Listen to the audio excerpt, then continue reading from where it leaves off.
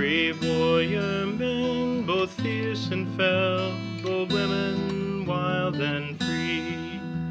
Please lend this lonely bard your ear, for one brief span, and you shall hear of how upon an elder year the Skyforge came to be. Ere Tiber Septim found the voice to bring men in one fold. Ere Ysgramor on ocean swell returned to northern Tamriel. With full 500 warriors fell, the Skyforge yet was old. When Masser and Secunda danced on new-formed heaven's bier, when men were born and earth bones bled, when from new Nirn old Magnus fled, and heartless broken Shor left dead, the Skyforge yet was here.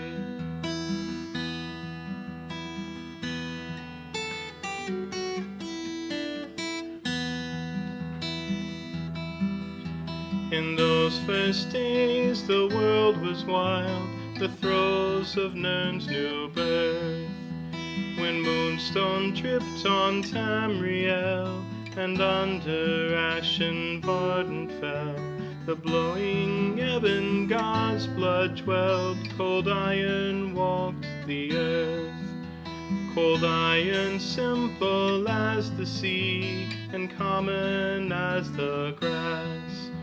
Cold iron old when Nirn was new, cold iron clad in greyish hue, more steadfast, stalwart, staid and true than Dwemer, stone or glass. How long cold iron roamed the dark as untold eons fly, until one day ethereal light had pierced the long and lonely night. And seeing Nirn now dawn lit bright, he looked up in the sky.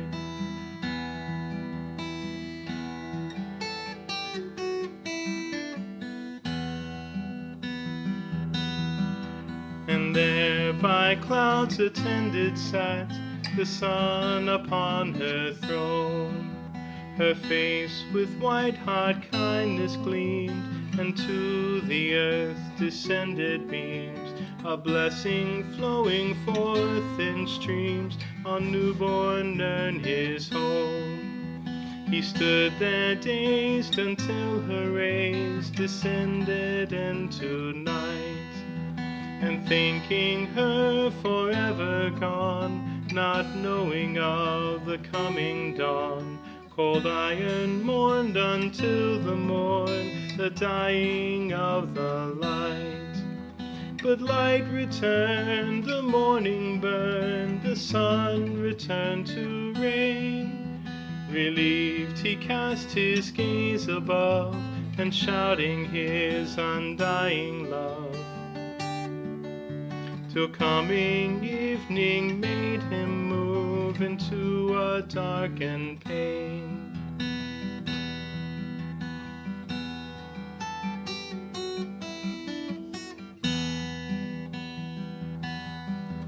So with the dawn he westward ran, thus following his heart, till she, outrunning his slow pace, then sank again to Even's place, and iron turning eastward raced, that they might never part. A widowed, hawk-eyed goddess watched cold iron's race wear on. Each day the same worn path he'd tread, unheeding with an upturned head. His footpath wore a riverbed into the new-formed sod. When sun had flown and moonlight shone, the nighttime air was filled with widow wailing mournful tune, with keening kind's wild weeping croon. Her tears that fell beneath the moon into the river spilled.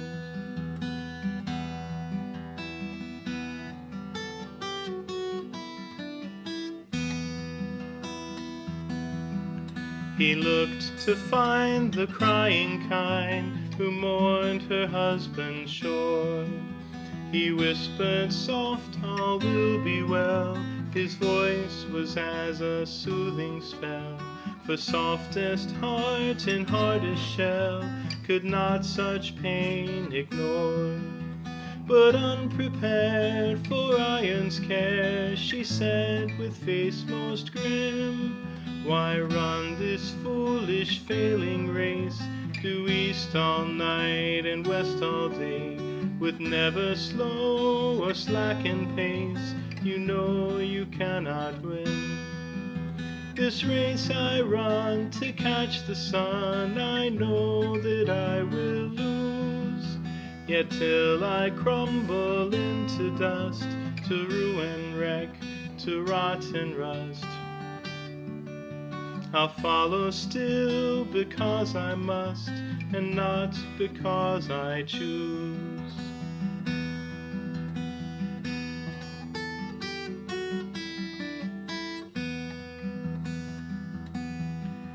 Your heart is rare, and for your care, your wish shall I impart.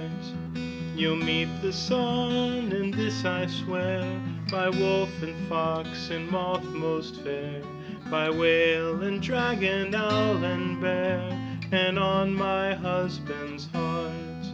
One wing she flung into the sky to wrap around the sun, and round cold iron's rough-hewn shell she wrapped her other wing as well. And with one joyous deathly knell she made the two as one. The sun released, then headed west, continuing her course, but iron stayed as still as wood, where once he ran cold iron stood.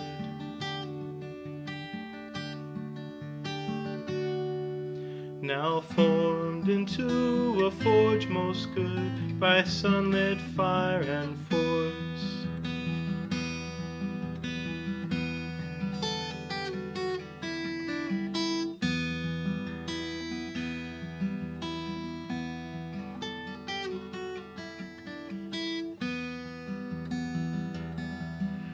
One day the men my husband loved will come to claim this place.